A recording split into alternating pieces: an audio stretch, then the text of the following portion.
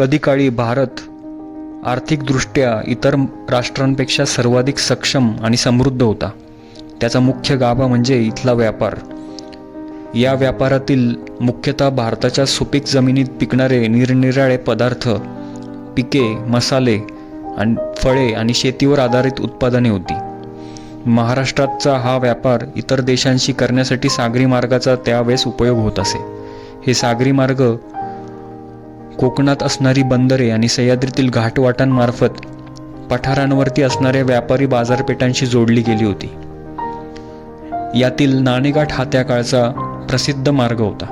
या नाणेघाटाच्या बाजूलाच माळशेज घाटातून अकोले, संगमनेर, नाशिक भागातील व्यापारी गावांना जोडणारा एक घाटमार्ग हरिश्चंद्रगडाच्या बाजूने टोलार खिंडीतून जात होता.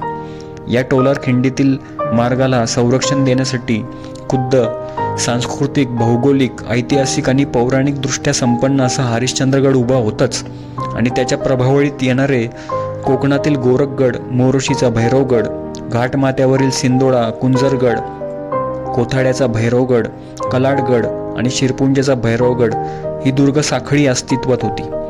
या साखळीमुळे आणि व्यापारी मार्गामुळे हा संपूर्ण प्रदेश समृद्ध होता. या दुर्ग साखळीतील कोथळ्याच्या भैरवगडाला आज आपण भेट देणार आहोत.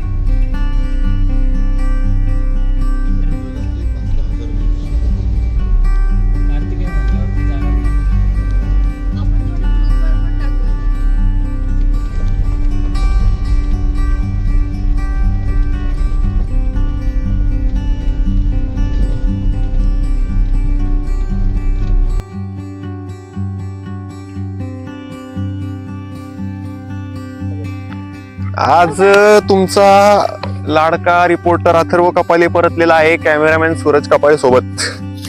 मागच्या वेळेस चष्मा नव्हता, यावेळेस आणि मी कार्तिका कपाले उर्फ जॅकलिन नगर ट्रेकर सोबत आज ट्रेकिंग करायला आली आहे. आम्ही आलेलो आहे भैरवगडला. तुम्ही बघू शकता तो भैरवगड आहे तिकडे, कोथळे. आम्ही कोथळ्याच्या भैरवगडला आलोय. हे नगर जिल्ह्यामध्ये आहे.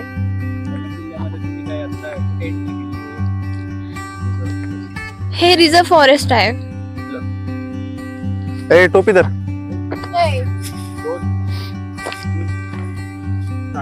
नमस्कार मित्रांनो, सध्या आपण उभे आहोत हरिश्चंद्रगड कळसुबाई अभयारण्यामध्ये, आणि माझ्या मागे जो तुम्हाला सुंदर आणि देखणा किल्ला दिसतोय तो आहे कोथळेचा भैरवगड. सकाळी पुण्यावरून आपण 6:30 वाजता निघालो आहे. नारायणगाव मार्गे आपण पोहोचलो ओतूर, पुढे ब्राह्मणवाडा, मग कोतुळ आणि मग शेवटी फायनली कोथळे इथं आपण पोहोचलो आहे. कोथळेचा भैरवगड हा रिझर्व्ह फॉरेस्टचा भाग असल्यामुळे आपल्याला याच्या एंट्रीवर एक रिझर्व्ह फॉरेस्टचा टोल नाका लागेल. तिथं आपली प्रति व्यक्ती एक माफक फीस घेतली जाते आणि तिथं आपली गाडीची नोंदणी करावी लागते. ते भरल्यावर आपण ट्रेक करायला मोकळे. हरिश्चंद्रगडाच्या प्रभावळीमधला हा एक किल्ला आहे.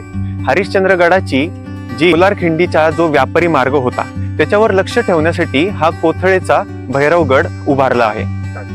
अहिल्यानगर जिल्ह्यात 2 भैरवगड आहेत. त्यापैकी एक हा जिथं आपण सध्या उभे आहोत आणि दुसरा शिरपुंजेचा भैरवगड आहे.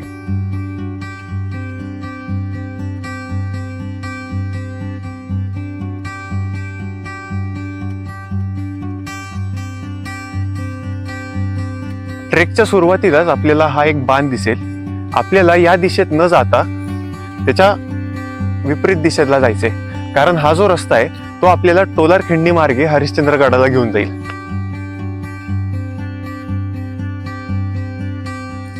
आम्ही आता कमानीपासून 10 मिनिट चालत चालत आलो आणि आम्हाला कडेला शेत लागले, तर आम्ही या पाय वाटेला आलोय आणि आमची चुकण्याची शक्यता होती. तर इथे एक मार्ग दिलेले आहे ॲरो, तर आपल्याला हा मार्ग फॉलो करायचा आहे, इथून नाही जायचं.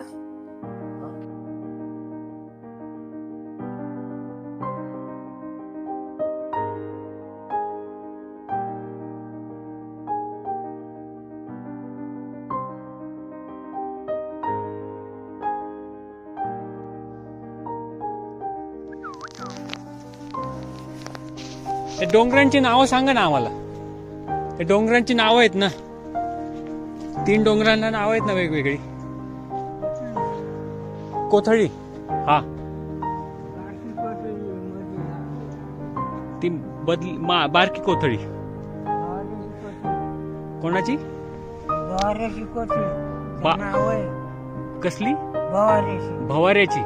हा हा भैरोबाचा डोंगर, तो भैरवगड आहे.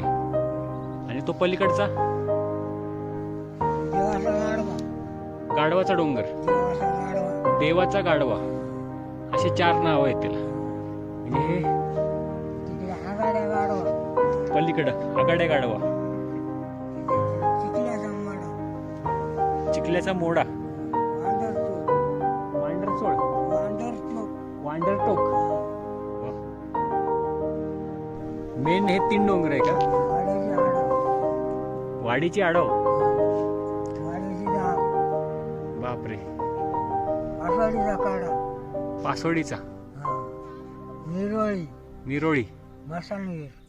बापरे. मेन हे 3 डोंगर आहे.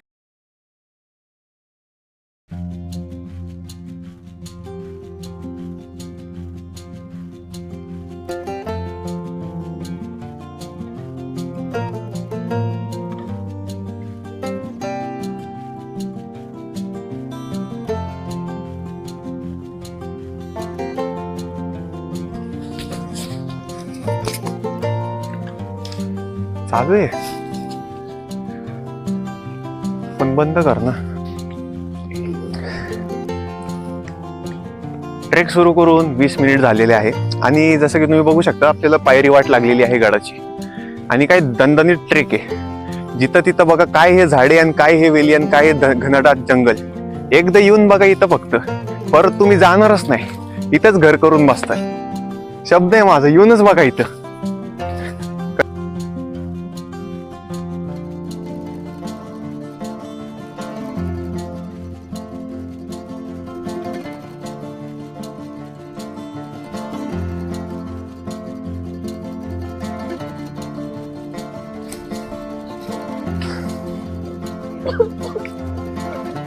अर्धा तास ट्रेक केल्यानंतर आपल्याला गडाचा खडक लागला आहे. माझ्या मागे जी घळ दिसतेय तुम्हाला, तिथं कुठे कुठे कातळ कोरीव पायऱ्या आणि कुठे कुठे जिने आहेत. याच पायऱ्यांचा आणि जिन्यांचा सहारा घेऊन आपल्याला वरती जायचंय गडावर.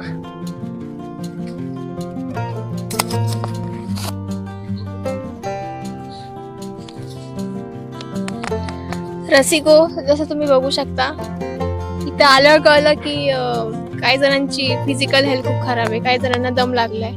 तर माझं हेच म्हणणं आहे की तुम्ही प्रत्येक महिन्याला एकदा तरी ट्रेकला येत जा, आणि जेणेकरून तुम्ही निरोगी राहाल, स्वस्थ राहाल, आयुष्यात मजा करत राहाल.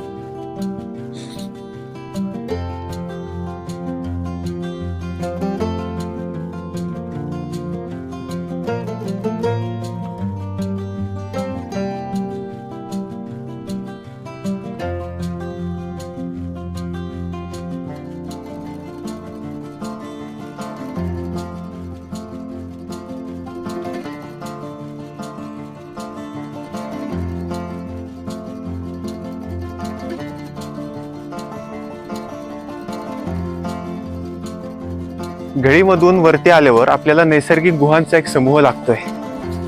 चला तर बघूया.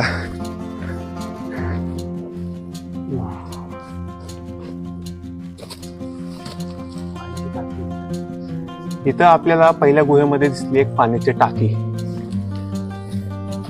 पुढे बघूया. इथं रस्ता जरा सावधानी बरतून या तुम्ही.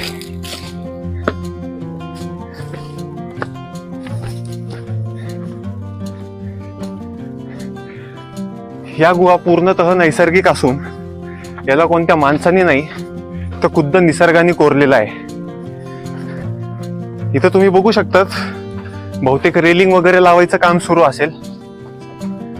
त्याचं साहित्य मागे ठेवलेलं आहे.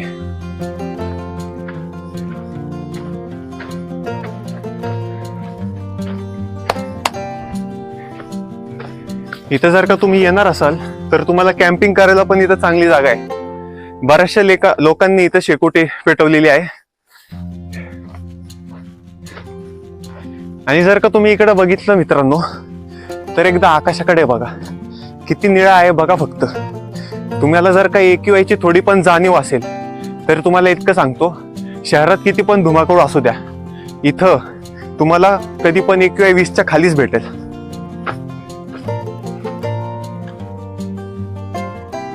गडावरती जाताना अखेरच्या टप्प्यात वन विभागामार्फत बसवलेले लोखंडी जिने बघायला मिळतात.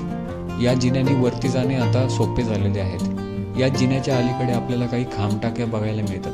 हे पाणी पिण्यायोग्य आणि स्वच्छ आहे. जिन्यांनी साधारण 50 ते 100 फूट वर चढून आपण गडमाथ्यावरती पोहोचतो.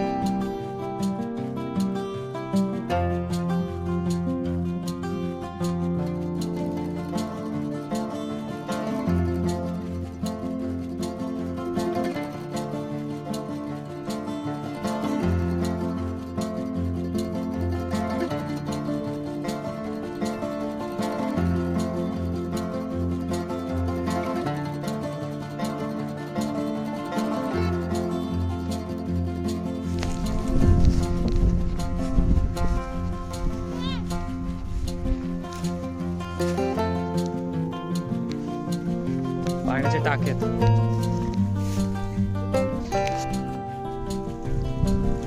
स्टार्ट.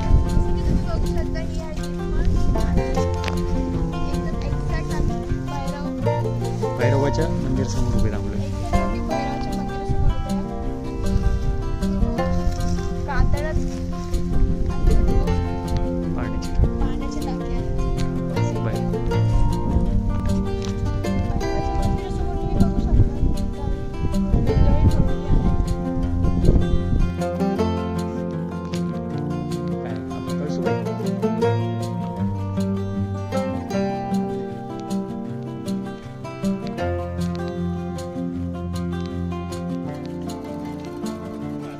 नगरवरून चालू.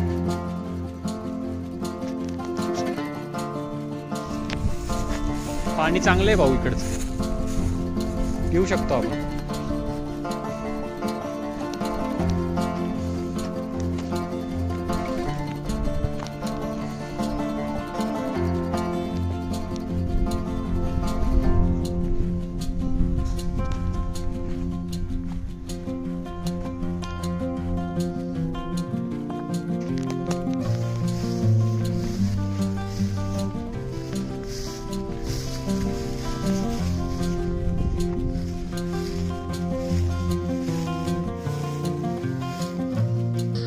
गडावर कातळात कोरलेल्या 5 पाण्याच्या टाक्या आहेत.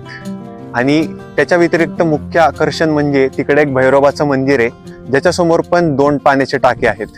त्याच्या व्यतिरिक्त दीपमाळी आहेत आणि बरेचसे विरगळी आहेत. बाकी